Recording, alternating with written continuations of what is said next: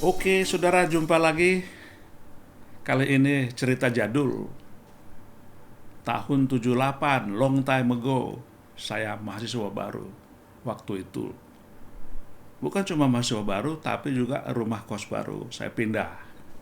Eh, di sebelah kos saya ada mahasiswa senior di sana yang baru saja lulus, baru wisuda dia dari Fakultas Hukum Universitas Parahyangan.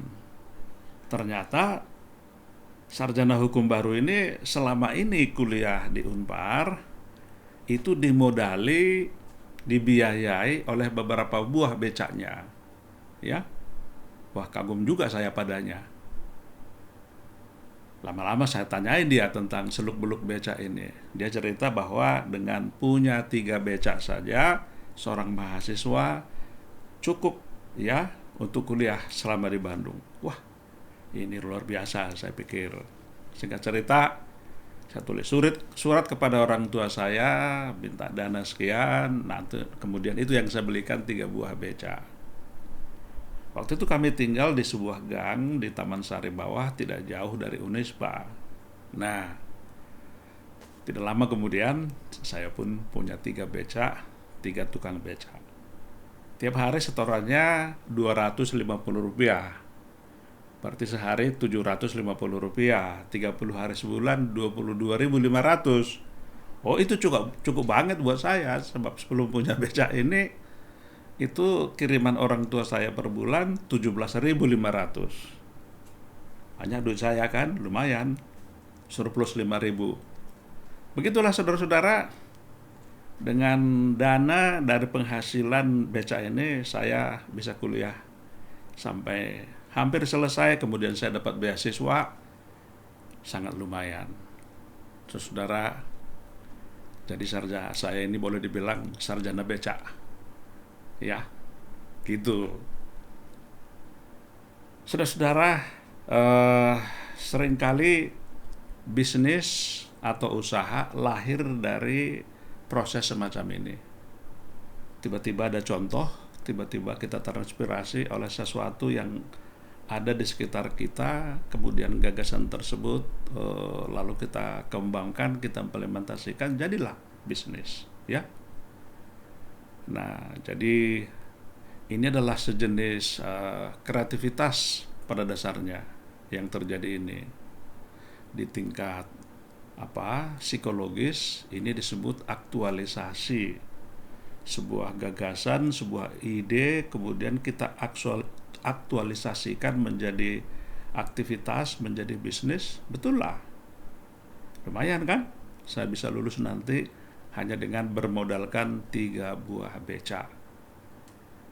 Saudara, maka saran pertama yang ingin saya berikan kepada anak-anak muda yang ingin punya bisnis sendiri adalah pertama-tama punya dulu ide, cari ide. Dan gagasan ide tersebut atau ide tersebut ada banyak di mana-mana. Anda bisa contek dari sekitar Anda, dari tetangga Anda. Anda bisa contek dari YouTube. Bahkan ada sebuah buku yang mendaftarkan ribuan ide gagasan. Jadi mencari ide itu adalah sebuah proses tersendiri sebenarnya. Tapi sumbernya banyak, apalagi di zaman internet sekarang ya.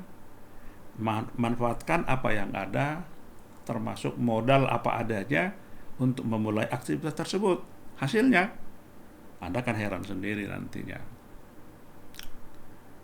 Yang kedua, saran saya untuk saudara-saudara yang adalah karyawan sebuah perusahaan, boleh juga memiliki ide tersebut seperti ini tadi, yakni ide yang ada, gagasan yang ada di sekitar peningkatan pekerjaan Anda atau pencapaian target-target kerja Anda, kemudian Anda wujudkan menjadi sebuah goal, sebuah target, sebuah sasaran. Lalu ini Anda kerjakan sedemikian rupa agar dia menjadi goal yang senantiasa memotivasi dan menggerakkan Anda dari dalam. Ya, sebenarnya ini tugas leader sebenarnya, pemimpin Anda, manajer Anda. Kalau dia adalah manajer yang benar, leader yang benar, dia akan mengatur tugas-tugas yang di bawah area dia kepada masing-masing anak buahnya. Dan pemimpin ini atau manajer ini sewajarnya seharusnya menolong juga anak buahnya untuk mewujudkan katakanlah job description mereka menjadi serangkaian goal, beberapa goal. Sarannya adalah milikilah 1, 2, 3 goals yang maha penting. Bahasa Inggris disebut widely important goals, ya. Jadi sasaran-sasaran yang luar biasa penting. Sasaran atau target yang maha penting saya sebut. Hakul penting. Sebab kalau sebuah goal atau sasaran tidak masuk ke dalam hati kita, pikiran kita, kesadaran kita sebagai sesuatu yang highly important, sangat penting, hakul penting, maka goal itu hanya sekedar goal, nggak jadi-jadi gitu ya. Jadi seperti contoh cerita saya tadi, nggak sampai 1 bulan, tiba-tiba saya sudah jadi juragan beca. Padahal selama ini sedikit pun saya tidak berpikir mengenai beca, tidak sadar bahwa ada bisnis membiayai diri sendiri hanya dengan 3 buah beca, gitu loh.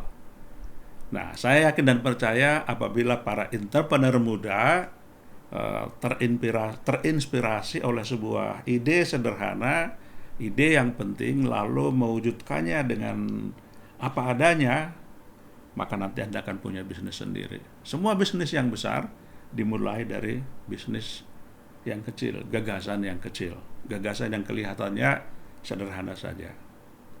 Konon PT Astra Internasional yang raksasa itu, yang besar itu tahun 50-an hanya dimulai dengan bisnis jual beli limun, soft drink zaman itu. Sekarang nggak ada lagi limun ya. Nah, jadi bisnis soft drink kampung lah katakan begitu. Sekian puluh tahun kemudian menjadi perusahaan raksasa di Indonesia.